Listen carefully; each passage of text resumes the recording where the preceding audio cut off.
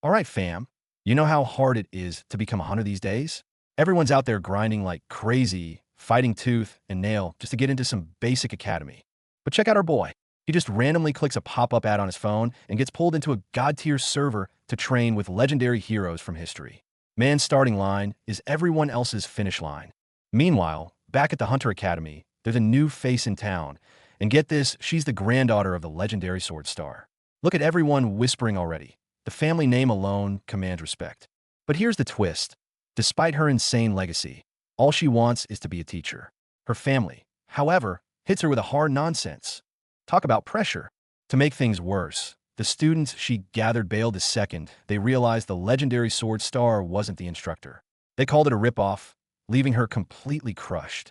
They only came for the name, not for her. And just as she's drowning in her sorrows, all hell breaks loose. A manticore suddenly crashes the party, and the students are running for their lives. The situation spirals out of control in seconds. This is a 4-star threat, a beast that even pro hunters struggle with. One of the students is about to become Monster Chow, and there's no one around strong enough to help. It looks like it's game over. But in this desperate moment, a figure rushes in. You guessed it, it's our boy, CEO Jun. He knows if he doesn't act now, that guy is dead. But the million-dollar question is, what can a trainee possibly do? Suddenly, flashes of his secret training in the Transcendent Academy flood his mind. The lessons from his legendary teachers, the countless hours sparring with virtual monsters. It's all coming back to him now. He just needs to buy time until the pro hunters arrive. He tells himself, can't be nervous, can't hesitate, just do something. It's now or never, time to put that training to the test.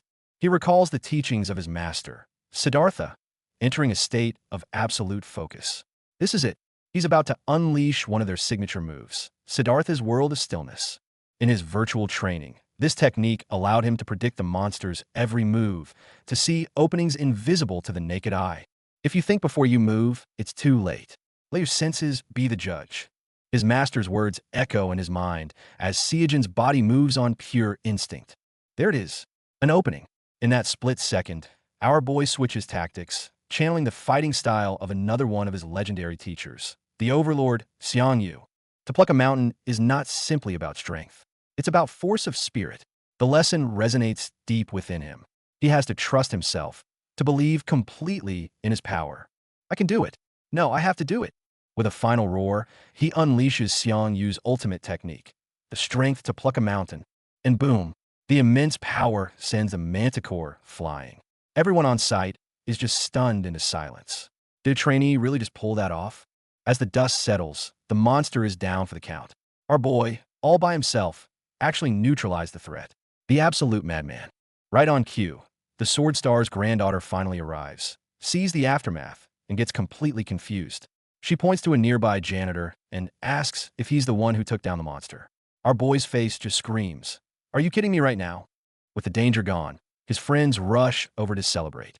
Meanwhile, the Sword Star's granddaughter is looking at Seo Jun with new eyes.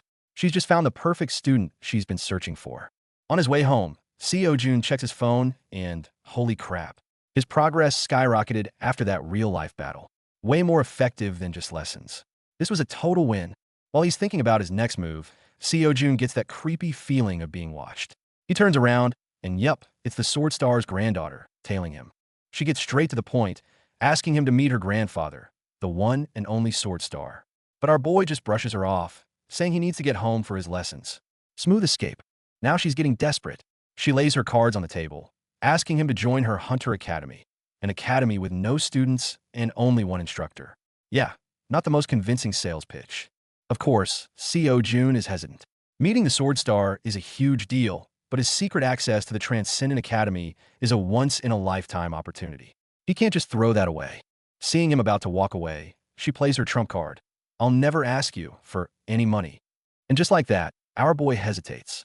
I mean, who can say no to free tuition? And so, the deal is struck. She gets the promising student she needs to legitimize her academy, and our boy gets a cover identity and free resources. It's a win-win.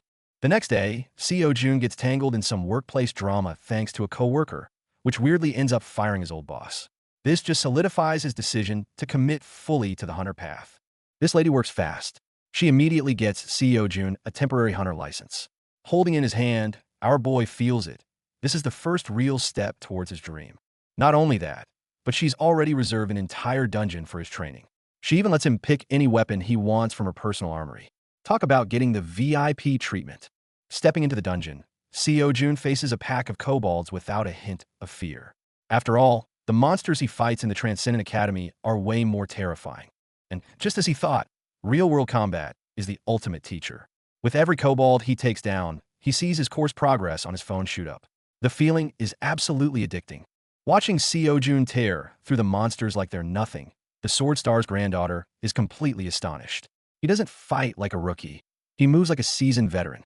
She knows right then and there she's hit the jackpot.